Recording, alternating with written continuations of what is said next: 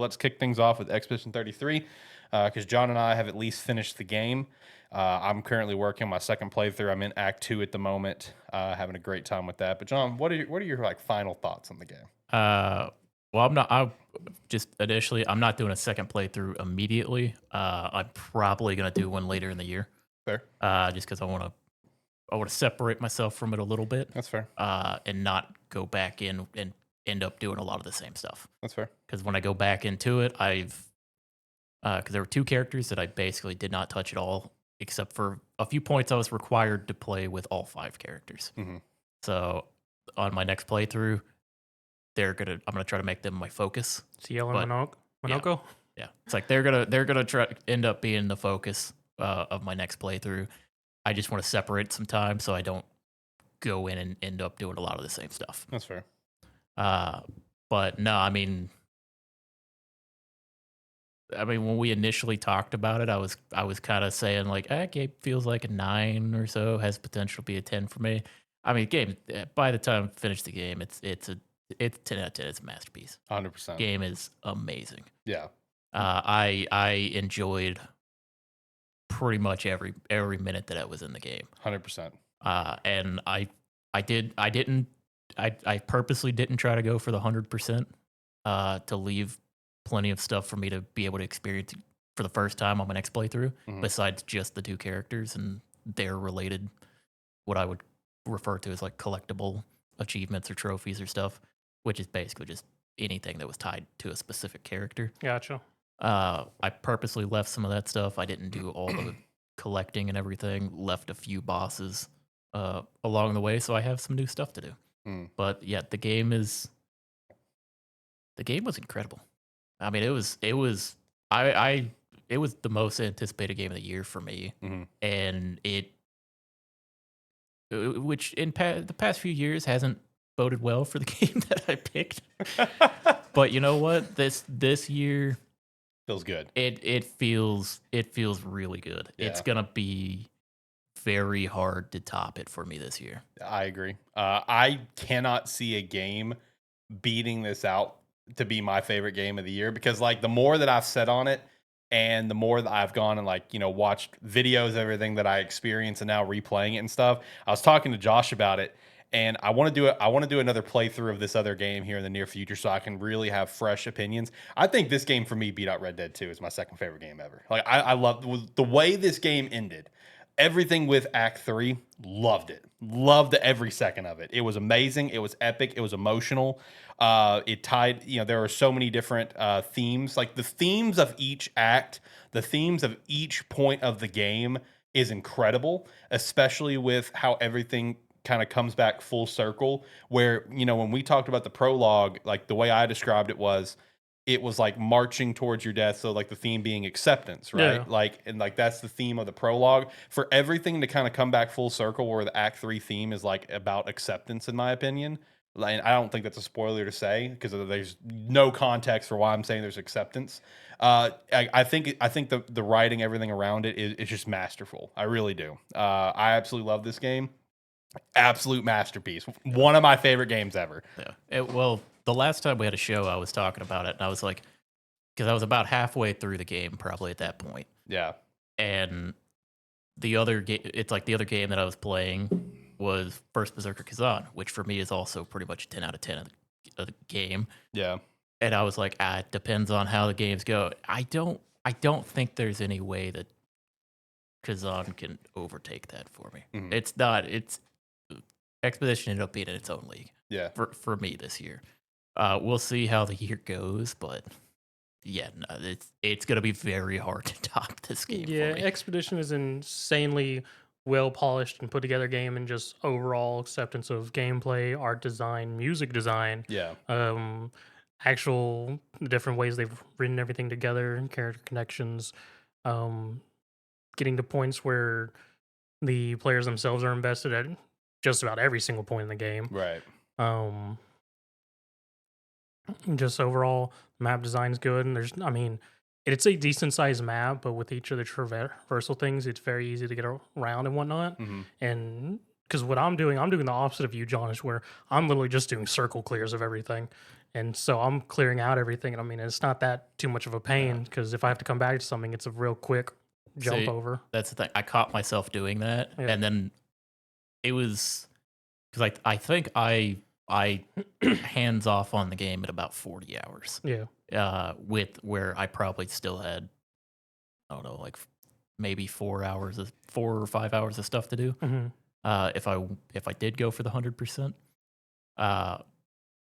But I think it was around like 30 hours or so. I kind of just backed off of doing that Yeah. because I had that moment where I was like, I'm gonna play this game again because I haven't experienced these characters, or I haven't experienced like CL and Monoko in the actual playing of the game. Yeah. So I was like, I'm gonna come back through it, and if I'm gonna come back through it, I want to leave myself some stuff. Yeah. Which that's fair because like I feel like now for my second playthrough that you know, like I said, I'm already in Act 2, and I'm where am I at in Act 2? I'm past the Forgotten Battlefield. Okay. So that's I'm still early in Act 2.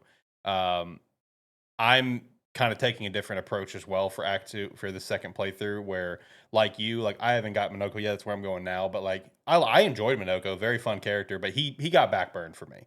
And I'm like you, I want to kind of put him more in the forefront because for the longest time for me, you know, I had like Lune and you know, CL, and then I ended up swapping out CL for Mael, and that's how I finished the game.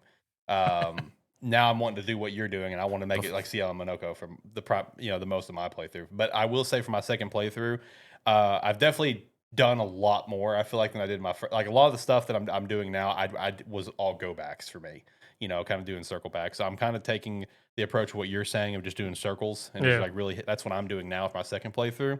And you know, just starting the second playthrough, that's what's kind of further solidified this game is like, okay, yeah, I do think this game probably beat out Red Dead 2 for me because like it's just now that you know the context of everything, the amount of shit that I'm seeing and hearing, it's just like whether if it's little stuff that okay, yeah, I probably should have remembered, like the CL stuff we joked about. That one I probably should have remembered, but like the stuff that I mentioned that was, you know, very early on that I told you, where it's like there's no way I would have remembered that. Just little stuff like that, and I'm seeing it all the time, all the time. See, I'm really happy that they did that because I mean, I wasn't for sure, but I was slightly getting vibes of like, do you know the thing with the Nier games?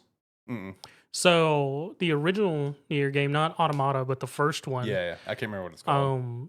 Slight spoiler for anyone who's listening and cares. Maybe skip like 4 or 5 minutes ahead. Oh, okay. I say slight spoilers. It's not a big thing, but like spoiler for Nier. For Nier. Okay. After you beat it, so you're fighting these creatures and you don't understand anything that they're saying or whatnot throughout the entire game. When you beat the game and do a second playthrough, all the language you couldn't understand, the game now translates for you. Really? That's pretty cool. That's pretty cool. And it changes how you feel about the game and character a lot. Really? That's actually sick. Yeah. That's actually really cool. See, I love it when a game does something like that for like your second playthrough and stuff. It's like when you go through that second playthrough and just the amount of stuff that you see, the amount of stuff that you kind of further understand. It's not even just like direct lines of dialogue. It's just the subtle references, right? Because like there was one earlier where you know as you guys know at the beginning of Act 2, you know the back at camp, right? Yeah. When a certain character kind of comes in, I notice he has a look at another character that hangs out. And I was just like, just the little stuff like that. And I'm just like, damn it, that's so good. So even going through this second playthrough, it's further made me fall in love with the game. Just kind of working my way through it. Like this thing's a masterpiece, man. It deserves all the hype. And I don't know if you guys saw this, but this is actually really cool. Did you guys see all of the old developmental videos that people dug up for Expedition 33? No. I've seen little bits of it here and there. Oh, dude, it's so fascinating. So there was some old videos that was dug up on like Reddit and stuff, and there was even some like old like Reddit posts where people found of the game director when he kind of started this project X amount of time ago, kind of asking for advice on how to do basically work the software, work games and shit. But like, dude, the original concept of the game, like it's so cool to see what it once was, where you could see the beginnings of certain elements of the game, like the one map with the masks. I can't remember what it's called. It starts with a V. You could see like the early Visage Island. Do what? Visage Island. Yes, thank you. Literally face in French. Oh, all right, there, fair enough. So you could literally see the beginning workings of that. Hmm. I guess one of the characters was originally named Frey. Shout out to that. Lune and Mael was always around. That was always character names. But it's also just the vibe was totally different. So like people, since this game has come out, people have made jokes like, "Oh yeah, this is French Xenoblade." Basically, that's basically what this is. It's French Okay. Xenoblade.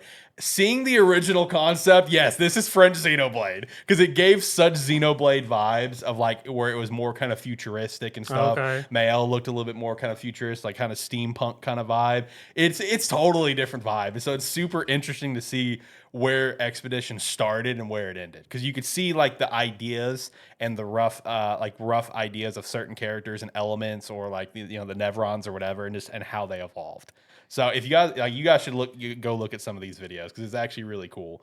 Because I know there was like a trailer for the game with that as well, where it's just kind of a showcase of what they're working on, and like even for like this is before they had obviously voice actors, like they had like a computerized voice for Mael just to have a voice in the trailer, Yeah. but they didn't have anything.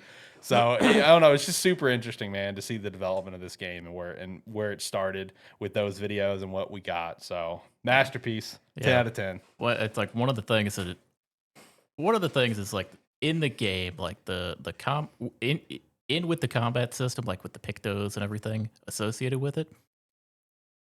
There is so much like variety for how you play your character True. as well. Hmm. Uh, because it's like I looked at nothing while I was playing the game. I didn't want to see what other people were doing. I You just didn't want winged to it. copy. I didn't want to like see like the super strong stuff and be like, okay, well, I kind of just want to do that. And that I wanted to do my own thing. It's like even a couple weeks ago, I pulled you into a Discord call just because I was Yeah. like, look how stupid this is. Yeah. Uh, because it's like I said a couple times on the show, uh, like with Verso. Verso was a free shotter. Hmm. Oh yeah. That's all he did. And I screen shared my gameplay with Alex to show him at one point, Nutty. just like some boss Nutty. fights. Hmm. I by the time I got the build like to its final form, it was I was shooting like on the low end 20 times. I'm assuming you had his skill where he does more damage for the free shots, right? Okay. I never used skills on Versa. So it's quite literally just free shot auto attack. I don't know what his skills do. He actually has a skill for free shotting where literally it increases his damage up to like 10 times for up to a max of 10 shots. But yeah, I mean, it was to the point where I was free shotting. I'd free shot 20 to 35 times, and then I would attack with 3 basic attacks, and then I would do it again. Because I basically had him going 3 times in a row, and he would just do that. Nutty. Because there was a point where like I finally got it, like to like the final form point, and then I messaged Alex. I was like, "Are you at your PC? You got to see this." But yeah, that was one thing. It's like and then it's like you start looking stuff up afterwards. A lot of people are doing fairly similar things. Because it's one where I mean there ended up getting nerfed because the Mael one shot Yep. build. Didn't know that was a thing until like I kind of stumbled across it, and because there is like a pinnacle, like ultimate challenge boss in the Okay. game, and what I was doing throughout the entire game didn't really work. So I spent some time and I was just like, okay, I'd do an attempt and I'd come back. I'm like, okay, looking through skills and pictures. I'm like, okay, this didn't work. Let's try something else. And I just went through like almost every skill on my characters Okay. and started trying stuff. And then there was a point where like I hit it and I went, oh, that, because I had seen like the headlines. And Yeah. I hit the skill. I went, oh, that's probably what they're talking about. But yeah, it's like just the depth that you can have to play your characters kind of however you want to. Yep. It's like that. I appreciated that a lot. Right. Although I will say, because have you guys seen any of the like podcasts and stuff that like the CEO of Sandfall, like the guy who came up with the game, think has been doing. I think I may have seen some. No, stuff I haven't come seen out. any of that. One of the podcasts I watch, Dropped Frames, they did Mm-hmm. an interview with him, and man, made me feel bad. Part of why I need to do a second playthrough. Okay. Because he came out and said it. People who parry are better than people who dodge. It was kind of in a joking way. Yeah. Damn. It was very much in a joking way, but they brought it up and he said it. I'm like, okay, well, I guess I got to do a parry run where I pretty much parry everything. But no, it was interesting hearing him kind of talk about it, like kind of the way certain things were done. Because I think it was the song Alicia. Okay. When that he said when that song got made, because that got made fairly early on. He said with that song in mind, we knew the tone of the game we were making. Oh, really? Love that. Because he was like, we had an idea of what we wanted to do. The soundtrack came in, and it set the tone. We knew it's like suddenly we knew the direction we were going. Nice. Sometimes it's all you need, man. Just you have great music, and that sets the tone for everything. So that makes sense to hear. I also saw something with the. One thing I was gonna say as well, because he said this as well. You know why there's a parry system in the game? Because when he was initially working on the game and like learning how to do coding because he wanted to make the game, he was playing Sekiro. The game that requires you to parry. Yeah. And he liked parry, and he said he was playing it, and then he had the thought one day, he goes, why doesn't my game have parrying? Right? No, That's fantastic. I'm glad you said that, because what I was going to say actually could also tie into that. So someone found recently that the CEO of Sandfall apparently has like a playlist of like uploaded videos on YouTube of him going through Devil May Cry with perfect no damage runs with just dodging. Well, that was the other thing. It's like he said once they decided they were having a parry and dodge mechanic, he said now that we have that, a requirement is we have to show that you can beat the game without taking damage. Yeah. So I guess internally they had someone who went through and beat the game without taking any damage. Ooh, that's awesome. That's a heck of a run. Yeah, especially with a couple bosses. Like, I don't know if he said that like explicitly, but he basically said, yeah, once we decided that you could do this, we had to show that it was possible. Nice. Imagine being a streamer, a content creator, and trying to do a no-hit Nuzlocke run. Yeah, Or like, I don't know why I had a Nuzlocke. I don't know what a Nuzlocke has to do with it. But a no-hit run, and where if you get hit, you have to restart the game. Yep. God, that would suck. Imagine getting to Someone's gonna do it. I mean, someone will. Yeah. Especially because it's there's some of the bosses that are kind of rough. A lot of the Act 3 enemies in that, God, they a lot of them have that thing where they're like, I'm gonna hit you. I'm gonna hit. Yep. It's like you Absolutely fucker. despise that. Yeah, it gets me. It still gets me sometimes, man. No, I'm looking forward to seeing someone try to do that challenge. I have not seen anything of anyone trying it yet, but you know it's coming. You know someone's gonna try it, and they're gonna try it in the hardest difficulty. I mean, they probably will. Yeah. I mean, for me to prep for that, I would have to have my biggest thing when having a playthrough where I have a save file for each boss just to learn each boss's combos. Yes, yeah. You'd really have to learn all the combos before you even attempt it. Yeah. 100%. I gotta point this out because you said that. This motherfucker. This motherfucker didn't know that you could load other saves. No clue. I never tried. I never needed to. He thought there was only a continue and a new game button until he beat it. I didn't need it. I never needed it. I just went, brother. I didn't need it. Okay. It's like, look, when you hit when you go load your What save. you think was the point of multiple save slots? He didn't. I don't think he knew that there were multiple save I slots. had my one save slot. I just played the whole game. He hit start game. Yep. And then went. So when you hit save menu, you didn't go in like the 0.5 seconds to hit the save and then confirm overwrite of this, like, oh, there's other blocks there. Oh no, I never did that one time. To My be save was fair, always flags. But yeah, to be fair, I didn't do that either because Yeah. when I hit a stopping point, I was playing. And my thought was when I get to the next flag, I'm gonna stop. Yeah, no, Okay. it was always flag That's save fair. for me. So like on the load menu, I never noticed the button at the bottom saying hit the X button to load I never noticed because I never needed to. So I just never noticed it. I didn't need to reload another save.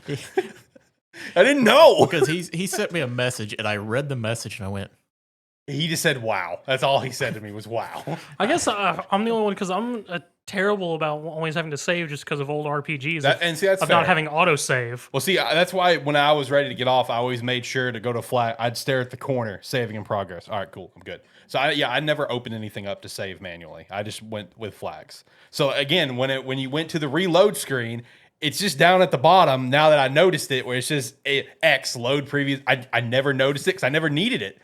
I never needed to reload. It's just all right. Let's go. I just never needed to reload to a previous save. I always make sure I save. I don't even care if it's a flag.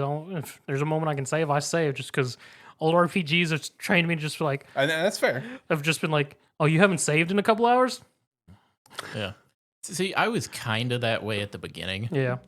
But it kind of got to a point where I started to notice how often the autosave is. Yeah. Because the autosave is anytime you reach a flag or It's pretty frequent. It's anytime you enter or exit a zone, Yep. Yeah. it autosaves. So I was like, I don't need to worry about that too much. Yeah. It's very frequent in Expedition. So again, I just didn't notice. My bad. Okay, I didn't know. But It yeah. happens. But yeah, at the end of the day, Expedition 10 out of 10, masterpiece. game. Gonna be very hard, at least for me personally, for this to not be my game of the year. It's gonna be very hard for me not to really advocate and stand on my hill that this is gonna win game of the year. Like, I mean, could we have a situation like last year where we have an Astrobot that has not been announced yet, gets announced next month and releases this year? Because that's what Astrobot was. Yeah. Could that happen? Sure. But knowing what we have coming out, know what's come out, I find it hard pressed. Like, this is game of the year. This is game of the year, in my opinion. For me, like I said, this is it's going to be hard to beat my personal game of the year. At this point in time, I do think if it was just what's out now, right? Then yeah, I think it would take it. But that's not to say there's some pretty stiff competition that's already come out this year for it. And as Alex mentioned, there's always a chance of just random sudden releases or shadow drops. So. Could have an Astrobot. I was going to say, because as well, I mean, we've got that block in October opened up now. Yep. Yeah. Yep. Since GTA 6 moved out. Yep.